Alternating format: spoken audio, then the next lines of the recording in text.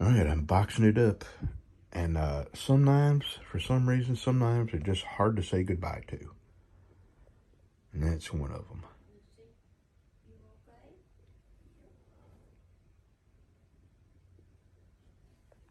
Alrighty.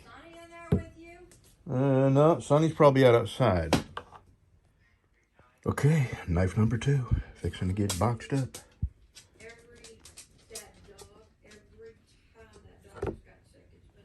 And don't forget to look for your lanyard, okay? It's a couple keychains. These are the handiest things. They go in your key ring, and it's a Phillips and a straight blade screwdriver. This is a tiny little knife that you can always have on your key ring. And a flashlight. Okay, let me get this boxed up, and as soon as daylight gets here, or actually as soon as the post office opens, which is several hours past daylight, I will go mail these. Oh, good lordy.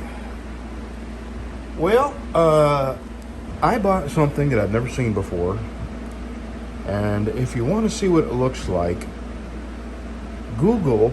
I'll try and include a link to his video, but there is in existence a handle material that looks like bacon. As a matter of fact, there's a guy, I'll tell you his channel name just in case I forget to include a link to his video. It's CK Knife and Tool.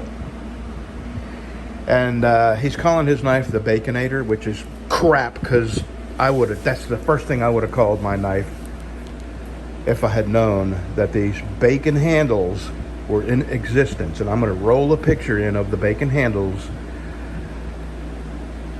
well, right as soon as I shut my big mouth. So, yeah, I ordered a set, and it's, there's this product called micarta. It's very, very, very hard to work with, harder than G10. So I only bought one, and then I also bought a red, white, and blue micarta. It's called G-Carta because his name is G. Hansen and Sons, Geo Hansen and Sons, and he invented this, and he has a patent on this special process that he uses to make this. It's a micarta-like substance, but he calls it G-Carta because of the technique that he uses, and he has a patent on it. So, yeah, I bought some bacon handle material, and I think I'll probably put it on a BC special, unless somebody wants to commission a knife with that handle. Maybe a sharp finger, I don't know, Dinner Skinner, who knows. But I do have a friend who is like a bacon aficionado as I am, and I'll offer it to him first because he's one of my best digital friends. And okay, 3 cups of coffee. I'm still not awake. I'm starting to hurt again. I think it's because I'm out here so much, sanding so much, and it's my hands and my shoulders and my elbows. It's got to be the sanding. It's just got to be. But I'm not stopping until, I have to. I am slacking off and taking it a little easier. It's just about 9 o'clock, so I got out here a little late. And today, all I'm really going to do today is sand this, clean it up with some 600, go buff the snot out of it, make it mirror polished, and then get my desert ironwood pinned and epoxied. Okay. All right, I'll roll that picture of that bacon handle in right now. So Mr. Experimentation decided he'd try something a little different. I thought I would get my handles mostly set up the way I want them to before I put them on the knife. I still have to polish this, but I'm kind of messing with the handle. So that's what it looks like. I put it on a router, or I was going to, and I was going to get my edges rounded off and then epoxy these. Well, it grabbed a hold of this and chewed this up And I guess the thing is, I need this whole knife to hold on to, because I just didn't have enough for 2 fingers to hold on to, plus keep my hands away from the router bit, because in this whole shop, that router is the most likely thing to take a tip of my finger off, because it is very dangerous. And every time I use it, I take a deep breath and I clear my head. So anyway, this is the only way I could save this was, this is actually the old style of the dinner skinner, had a rounded butt. And then I made kind of a square butt with a slight radius to it. Just, aesthetically it looked nicer. So this is the only way I can save that desert ironwood, is to ground that butt like I did. Now I got to go ground the other, cut the other piece off and make both of these match. And when I put this on the sander, this will, the chunks will be gone. But that's how much I ruined on my router, because I was trying something new on a very expensive piece of wood. All right, we're almost to the buffing stage. I'll show you this before I epoxy this on. I'll show you this blade. All right, now they both look alike. And they both match the butt. So I'm fixing to go mail those 2 knives off. And let's see. Oh, I got to go pay my water bill. So back in about half an hour. Well, let me explain my buffer craziness here. First, I'll tell you about the yellow buffer. I have stations, and each buffer is a grit. And I've now added a new grit. So this is black. This is the coarsest grit I have for polishing compound and the hardest wheels. And this is green, which is the second highest grit and the second hardest buffing wheels. And this is supposed to be white. But this motor is so weak that you can't bear into the buffing wheel without stopping the motor. And these two I got through Amazon. That one's fine. It's plenty of power. That one is the same horsepower, allegedly. And it stops way too easy. Way too easy. So I'm replacing that. I'm either gonna move this down to that station and put this where the blue one is. But I won't know till I get the wheels on this and I bear into it and see if it's strong enough to be second position, the green one, the green position. If it's not, I know it'll be stronger than the yellow one. I just put it there. And the yellow one, I'm moving over here because I've added a new grit, which is white, which is, so basically it's coarse, medium, fine, and then pink scratchless, which basically it just, I gotta stop saying basically. I don't know why I say that. It's just a habit. Basically, it's just a habit. So the yellow one will go over here, and I'll use that for my pink scratchless, which is the final buff. And also the pink scratchless is what I use on polyester plastic handles, God, it's hot in here. I'm not doing anything till the morning. I was gonna come out here and buff, but I am not. It's like 98 degrees in here with no air movement at all. So, come on, good boy, let's go in here. Got the air conditioner going in here.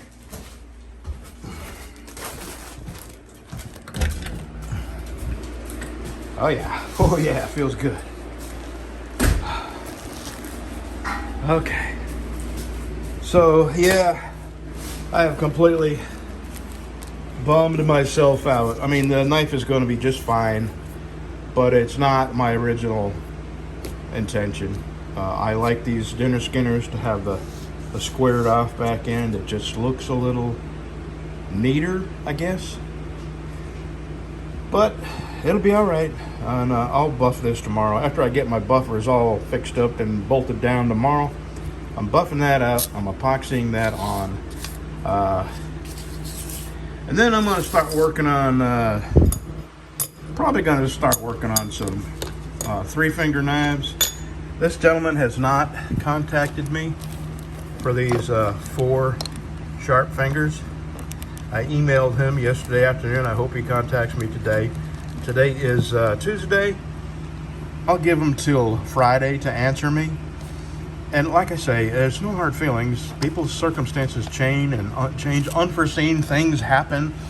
And, I was telling him I'd do this for $800. That's $200 a piece, which is $100 off the 4 of them. And, things change. And what you want changes. So, no hard feelings. If he's changed his mind, 100% cool with that. And I've not done anything to these that I can't sell to somebody, I mean, they're nothing special. There's no like special custom things I did. It's my standard Sharp Finger. I haven't done anything. I haven't even ground the bevels on them yet. Okay, so I think that's it for today. It's late afternoon and I just don't feel like doing anything. You ever have one of them? Just don't feel like. This thing started my day out. I'm going to tell you the whole story. Get buckled in. This is the first thing that happened. Got on my router is just a dangerous machine, and I decided to try something new on it. I think I've already explained this. I was going to try to get these corners rounded off before I epoxy them on. And I took the one piece and I put it on the router and ding, ding, ding, ding, ding, ding, ding. It's chewed it up and sent it all over this shop. Picked it up and had destroyed the end. So there's enough left of it that if I rounded this off, I could salvage this wood. So I did that. And then, okay, you see this shirt? This is something embarrassing. But I don't care. Because I have one of these. I don't care about embarrassing anymore. I forgot how much longer the tails on this shirt were, and I went to pee, and I ended up peeing on one of my tails. So, that's the second thing. I go and mail the 2 knives. You want to come up here? My pee is dried. Let me get my dog. Come on. There you go. Alrighty. So I'm leaving our road, right? And the guy that sells tools, it's not a Snap-on, it's not a Mac tool, but it's similar. It's another tool selling truck. And our road is a little skinny road. Two people can't pass on it. You have to pull over and let another car come by. Well, I live here, so I'll be damned if I'm going to be bullied off my road. Well, this guy is turning in as I'm coming out of our road. And he saw me, and if he had just not turned in the road and let me come up the stop sign and turn right, he could have pulled in. But no. He pulls in knowing I got nowhere to go, and there's no way for 2 people to pass each other because the road is that skinny, and then there's ditches on each side of the road. So I'm not getting off my road. I freaking live here. So the guy starts waving his arms and making all kinds of frantic gestures at me. And I'm just sitting there. I ain't moving, bud. I got all day. I'm retired. I can sit here till tomorrow, So finally, he backs up out onto the main road, and I pull up the stop sign and turn right like I could have done if he had just stayed on the road and let me out before he turned in. So that would have been the simple solution. So I get out, I go over the railroad tracks, I get to Highway 80, and there's a lady in the road with a turn signal on, like she's gonna. Now I'm wanting to turn east on 80. I'm gonna turn the way the road, my road, Highway 9 goes this way down to Highway 80, and I wanted to turn left. But there's a lady headed west, but she got her turn signal on. She stopped right in front of the police station. And I'm thinking she's probably going to turn into the police station. Well, I look to the right and there's no cars coming and she's not turning. And I look again, there's no cars coming. So I sit and I look behind her. There's nobody behind her. There's nobody coming from the west. There's nobody coming from the east. She's not turning. And I sat there for a very long, way beyond reasonable amount of time, and she's not going. So I decided, well, maybe she's looking at a map right here on a federal highway, stopped in the middle of the road. So I go ahead and I pull out, and just as I'm pulling out, that lady does a U-turn, and she does the same thing, waving her arms at me, yelling at me, crazy blonde-haired lady, like I can hear her inside my vehicle, and inside her vehicle, both of our windows rolled up. Look, I can possibly hear what she's yelling at me.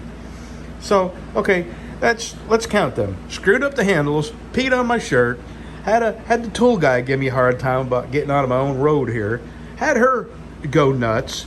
Then I go to the post office. Do we need to talk about what happened in the post office? Let's just say it was not a pleasant experience, and it was that lady that hates my guts. The regular lady that is usually very nice to me wasn't there today. And what started that lady that hates my guts, what started her mad on, is this old man came in and wanted some stamps, and he was ahead of me. Well, he wanted a book of stamps. I was going to say a $10 book of stamps, but I don't think that exists anymore. So when she opens the drawer, takes his money, gives him the stamps, and he goes, "Oh no, I wanted the American flag stamps." Well, he's an old guy and he's got a veteran hat on. So, and I'm thinking to myself, yeah, I would want American stamps, American flag stamps. That's what I would. Well, now she's all mad because she's already closed the cash register. This is that lady that caused me all the problems over my mailbox. Remember that? So now she's mad because he doesn't want the crazy stamps she's giving him, which is rainbow flags and all kinds of celebration of this and that. And he wants American flag stamps. So now she's mad as hell that she's got to clear the cash register and press a bunch of buttons for the drawer to open. And I mean, clearly it was a lot of work. I mean, it took her probably 15 whole seconds. So it's my turn now, right? And she says, "Can I help you?" And I lay my boxes up on the counter. I say nothing. She says, "How's your day going?" I said, "Great. Every day's a great day for me." Really not. Little did she know that I had pee on my shirt. But anyway, she goes, "Well, I guess you can tell how my day's going." And I didn't want to say a word. I'm thinking, man, the guy asked you for American flag stamps. If that is as bad as your day has got, you've got it pretty good. So anyway, I get out of there. She's, got the mean and mad dog face on. I leave. I come back, and I get up to my road. And who do you think is wanting to turn out of my road but the tool guy, right? So I do the sensible thing. I stay out there on Highway 9, and I let him come up to the stop sign, turn right, and then I turn down our road because two people can't pass on our road. Okay. Then I come back, and I'm still pissed off about screwing this up. My shirt is still wet with pee. And I decide I'm going to Harbor Freight. I'm going to buy me that buffer. I've been thinking about a jet buffer. I really want a jet buffer. But I just cannot make myself spend that kind of money. I've sold a few knives. I got a couple, I'm a little ahead of my bills, but I just don't want to be crazy. Jet buffer is, by the time I got to the house, would be right at $400. And this buffer that I bought from Harbor Freight was $140. So I'm hoping it'll work. And if it doesn't, I'll know tomorrow. If it doesn't, I'm going to turn around and take it right back to Harbor Freight, because if it's just as weak as the one I'm trying to replace, what good is it? So there we are. I'm pretty much done out here. I'm going to go take my pea shirt off and take a shower and call it a day. So I hope your day's better than mine. You know what? I'm making this a satin finish. It's a very expensive piece of wood, but mistakes happen, and I'm just not going to make a mirror polish knife out of a knife that I don't like this handling. Let me see, do I have it? No, I don't have it anymore. My original dinner skinner had a rounded butt, and over the course of a couple years of looking at it, I decided that I wanted to extend the butt and square it off and give it just the slightest little bow in the back end. So I stopped making them with this type of butt, and I'm just not going to put the amount of time required to turn this into a mirror polish. So it's going to be a satin finish usable knife with a beautiful handle. And I'm only going to ask $150 for it, even with a $50 piece of wood.